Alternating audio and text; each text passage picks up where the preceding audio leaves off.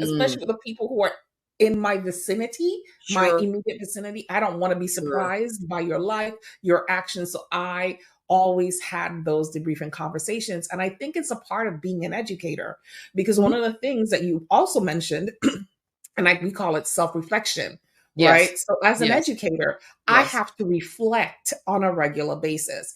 If Yes. I taught a lesson and over, say, 75% of the class failed that test, Right. now I have to Yes. look inward to Right. figure out what it What is that that was. I did wrong Yes. that caused them not to be able to understand what I was Exactly. trying to That teach. material. Because one of the Yes. most powerful things my grandmother told me Yes. was, she was an educator before she became a bank manager.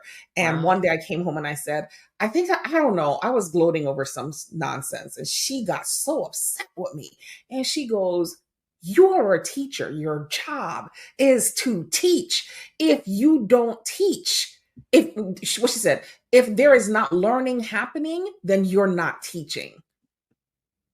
She said, it's that simple. It's that simple. If the kids are not learning, it's because you are not teaching effectively. And that was like a slap in my face. I remember being annoyed. I remember being like, you're old. Like, this teaching today is different. That's kind of how I was arrogant. I was in my 20s.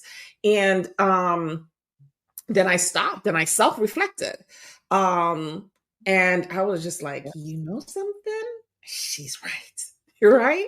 If I'm standing up there for 6 hours a day and I'm just running my mouth, but my students are not grasping what it is that I am putting on, and every student is not going to do it, but 75% of the students in my class should be passing the test with at least a C and above, right?